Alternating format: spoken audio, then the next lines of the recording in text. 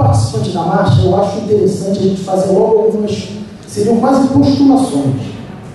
Né? São aqueles feedbacks que a gente recebe que evita ficar perdendo tempo, a marcha quer liberar, não quer liberar, e a questão seria a seguinte, algumas postulações seriam: a primeira, a coisa mais doida que acontece na marcha da maconha é aquela marcha da liberdade que está pedindo controle.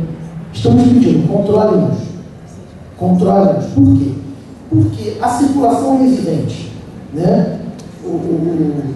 Quando a gente diz regulamentação, o que nós vemos aí é uma liberação da maconha, em que a sociedade vive somente com as mazelas, o lado negativo disso, que seria a fomentação do crime, da violência, o que se até costuma dizer sobre a questão não egoística da causa, né? Que ela não vai facilitar só a vida dos usuários, mas principalmente dos não usuários, que também, fala de bandido, não escolhe, usuário ou não usuário, ela serve a qualquer um.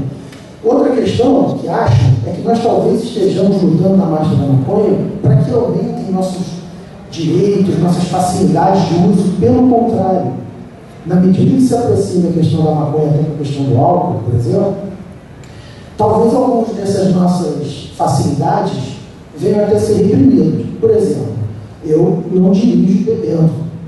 Eu sei que tem blitz, tem lei seca, tira carteira, um monte de problema. Mas o que me impediria de dirigir fumando, por exemplo, se não existe controle? A questão é, quem proíbe, abre mão do controle, que é uma questão fundamental que sempre o Vapor coloca, né? Havia toda uma movimentação no sentido de tentar vincular a marcha à apologia ao crime, e eu tive naquela oportunidade uma aproximação, até que o Renato fez um contato comigo, a gente se conheceu por conta da vontade que eu tive de escrever um artigo que foi publicado no site da marcha em 2008, né, onde eu defendia, né, argumentos que depois, evidentemente, porque a verdade sempre aparece, né, de que não existia apologia ao crime num movimento a favor da mudança legislativa. Né?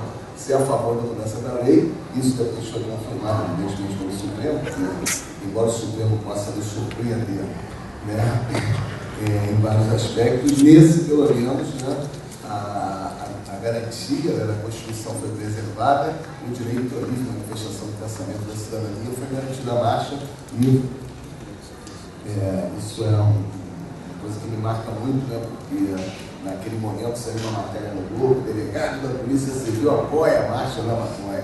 E aí tinha um português, que era meu vizinho, no prédio que eu morava no Alto da Boa Vista, que ele encontrou comigo no corredor e falou assim: vi a matéria do senhor no jornal. Eu falei: que matéria? Ele não conseguia falar a palavra maconha.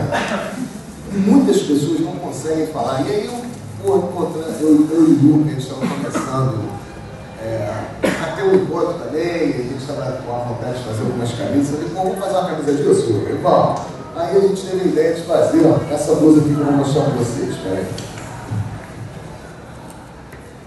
Vou fazer a propaganda porque tem poucos exemplares, então corram agora para dizer gatos. Essa é da marcha da Maconha de 2009, Equador 2009. Tem um rasca que está sendo enforcado porque alguém não conseguiu completar a palavra. Ficava faltando ar, né? Para falar maconha, não conseguia falar maconha. E aí morreu enforcado. E atrás tem uma frase do Lucas, que é bem legal, que é: a saliva é o suor das palavras não ditas. Então, naquele momento, né, em 2009, já tinha toda uma percepção, né, das dificuldades que nós que defendemos, né, a legalização das drogas, iríamos enfrentar. Muita coisa que a gente usa é droga e a gente não sabe. Né? O açúcar.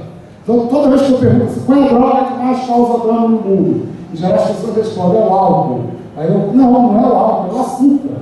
É o açúcar causa dependência. Né? Quem quiser conhecer um pouco a história do açúcar como droga, tem um livro muito legal, né, do Sugar Blues, né, que conta a história, né, o triste açúcar, a história da dependência da humanidade pelo açúcar. O açúcar mata todos os dias milhares de pessoas do mundo por problemas de circulação, diabetes, né, derrame cerebral, infarto do coração, uma série de doenças que são provocadas pelo uso abusivo do açúcar.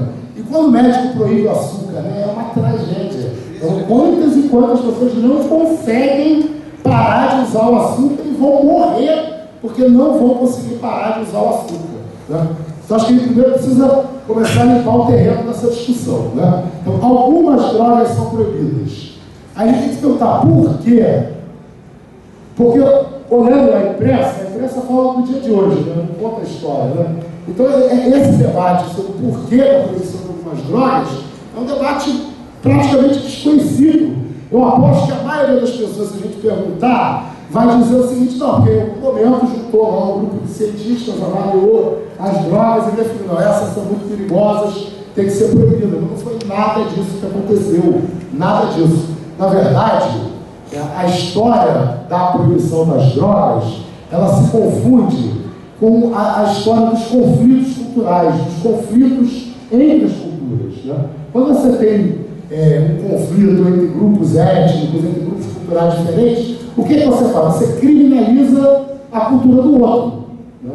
Então, por exemplo, na Bíblia, logo no Gênesis, aparece a interdição, né, de uma droga, que é o fruto do conhecimento do bem e do mal. A gente aprende aqui no Brasil que é a maçã, né? Mas se vocês forem ler lá o Gênesis, tem maçã, o Deus proíbe Adão e Eva de comer o fruto do conhecimento do bem e do mal, né?